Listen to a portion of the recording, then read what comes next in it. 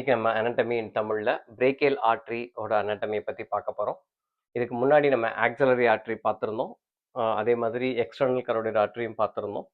இப்போ அப்படியே நம்ம வந்து இந்த ரத்த நாளங்களோட அனாட்டமி எல்லாத்தையும் நம்ம பார்க்குறோம், ஒவ்வொன்றா பார்த்துட்டு வரோம். அந்த வகையில் வந்து இன்னைக்கு நம்மளோட ஆர்டரி வந்து பிரேக்கியல் ஆர்டரி. பிரேக்கியல் ஆர்டரிங்கிறது வந்து இந்த பகுதியை வந்து நம்ம பிரேக்கியம்னு சொல்லுவோம். இப்போ பிரேக்கியம்னு சொல்கிறப்போ இந்த பகுதியில் இருக்கக்கூடிய முக்கால்வாசி விஷயங்களுக்கு அந்த பேர் இருக்கும். நீங்கள் பார்த்தீங்கன்னா பைசப்ஸ் பிரேக்கை, பிரேக்கியாலஸ் மசில் அந்த மாதிரி வரும்போது இந்த பகுதியில் வரக்கூடிய ரத்த நாளம், இந்த பகுதி பிரேக்கியம்ங்கிறனால இந்த பகுதியில் வரக்கூடிய ரத்த நாளத்துக்கு பிரேக்கியல் ஆர்டரின்னு பேர். இப்போது நான் சொன்ன முன்னாடி இதை சொல்லியிருப்பேன். அதாவது வந்து ரத்த நாளம் வந்து நம்ம வேறு வேறு ஆர்டரினா நீங்கள் புதுசு புதுசாக வருதுன்னு இல்லை. இது ஒரு பெரிய ஒரு பைப் லைன் மாதிரி தான். இங்கேருந்து இப்படி வருது, இந்த இடத்துல கிளாவிகளுக்கு கீழே இருக்கிறப்ப சப்கிளேவியன் ஆர்டரின்னு சொல்லுவோம். அதோட கண்டினியூஷன் ஆக்சிலா இருக்கிறதுனால ஆக்சிலரி ஆர்டரி, அதோட தொடர்ச்சி தான் brachial artery.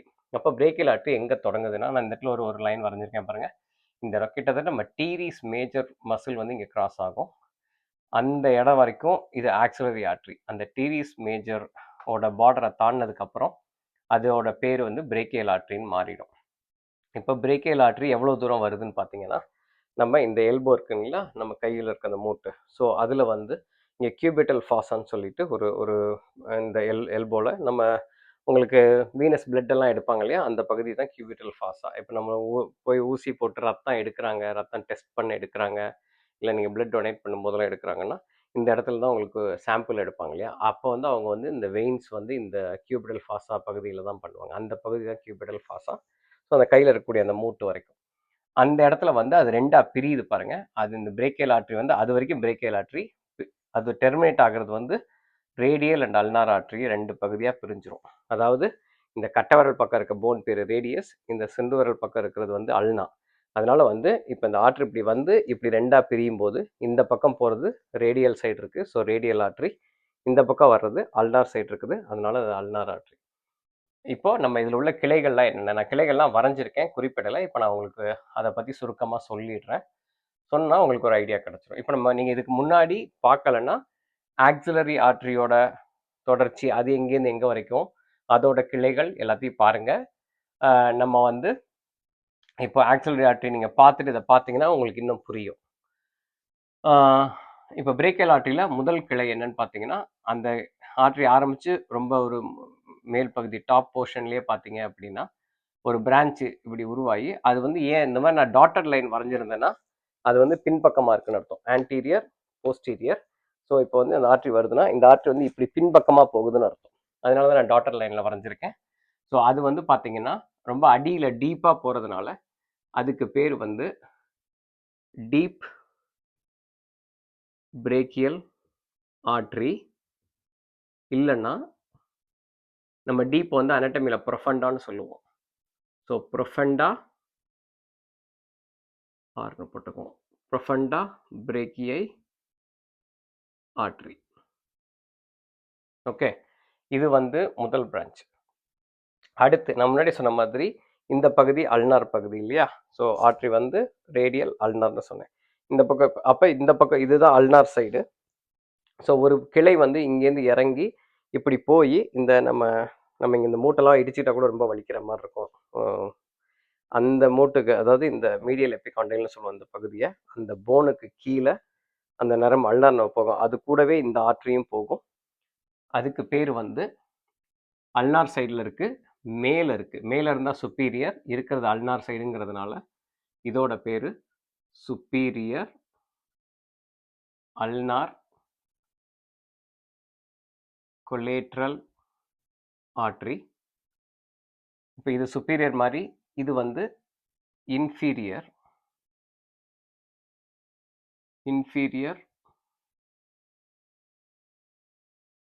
Ulnar collateral artery. இப்போ பார்த்தீங்கன்னா பிரேக்கியல் ஆர்டரியில் மொத்தம் 5 கிளைன்னு சொல்லலாம்.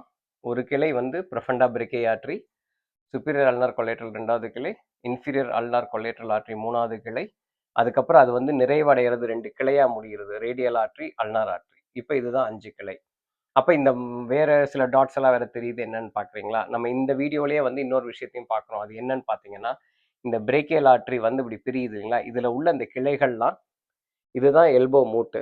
இல்லைன்னா கையில் உள்ள அந்த மூட்டு ஆற்று இப்படி வந்து இங்கே பிரியுதுன்னு சொன்னேன். அப்போது இதிலிருந்து வரக்கூடிய ஆற்றையும் இந்த பிரியிற ஆற்றிலேருந்து வரக்கூடிய சின்ன சின்ன கிளைகள் எல்லாம் சேர்ந்து தான் இந்த மூட்டுக்கு ரத்தத்தை சப்ளை பண்ணுது. சரிங்களா? இந்த மூட்டுக்கு ரத்தத்தை சப்ளை பண்ணுது. நீங்கள் ஆக்சிலரி ஆர்டரி வீடியோ பார்த்தீங்கன்னா உங்களுக்கு தெரியும். ஷோல்டர் மூட்டு, தோள்பட்டை மூட்டுக்கு வந்து அந்த ஆற்றிலேருந்து கிளைகள் வந்து ரத்தம் கொடுக்கும். இப்போ எல்போ ஜாயிண்ட்டுக்கு இந்த கிளைகள் எல்லாம் தான் சேர்ந்து ரத்தம் சப்ளை பண்ணுது. இந்த ஜாயிண்ட்டுக்கான பிளட் சப்ளை, எல்போ ஜாயிண்டோட பிளட் சப்ளை. அதை என்னன்னு பார்க்கலாம். இந்த ப்ரொஃபண்டா பிரேக்கி ஆர்டரி இருக்கு பார்த்தீங்களா?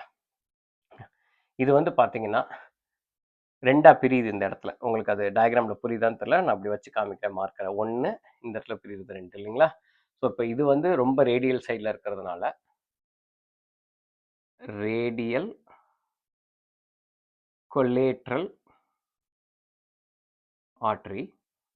இது கொஞ்சம் நடுவில் இருக்கிறதுனால மிடில் கொலேட்ரல் ஆர்டரி. இது ரெண்டு கிளை. இந்த ப்ரொஃபண்டா பிரேக்கே ரெண்டா பிரியுது. அது ரெண்டுக்கான பேர் தான் அது. சரிங்களா?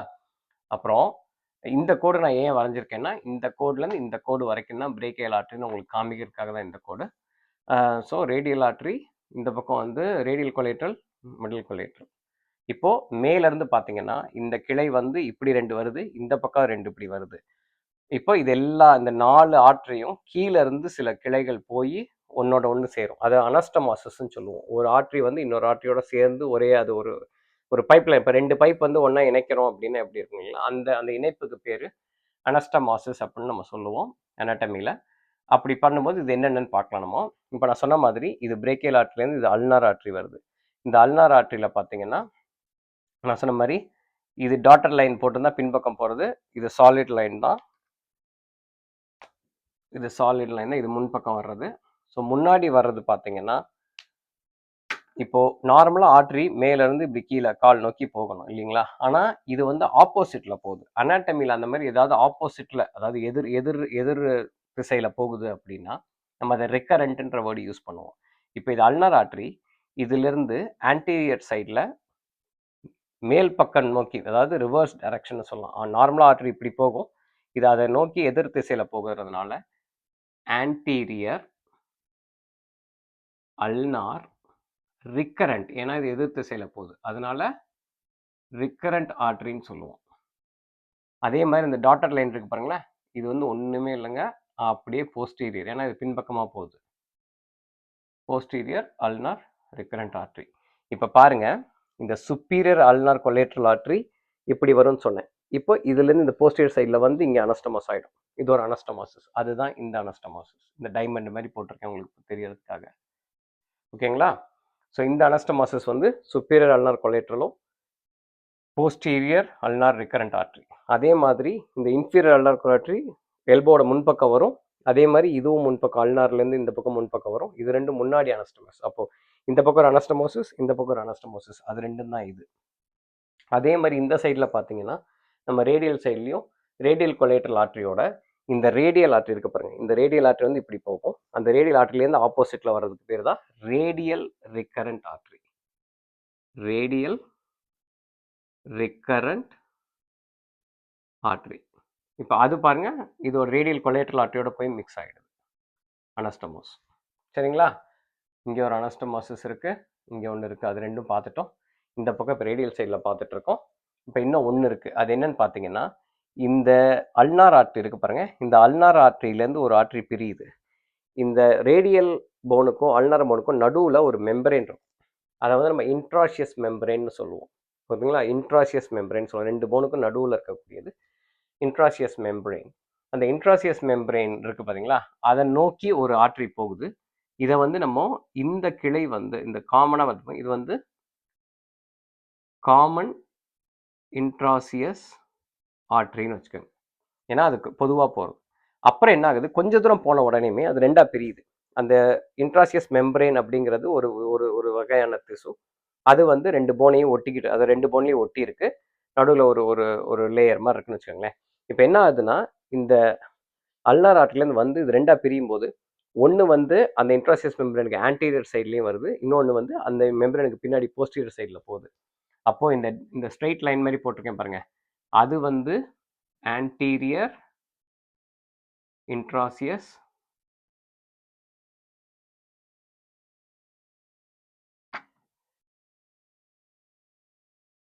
ஆர்ட்ரி.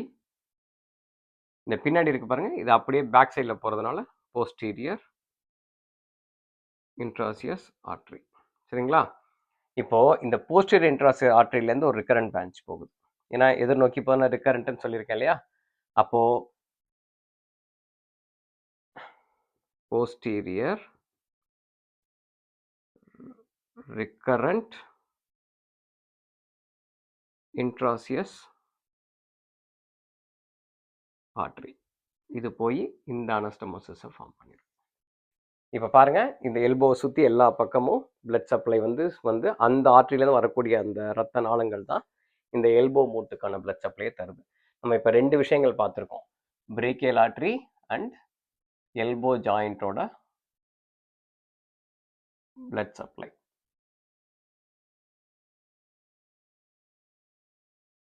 இந்த வீடியோ உங்களுக்கு பயனுள்ளதாக இருக்கும்னு நான் நம்புகிறேன்.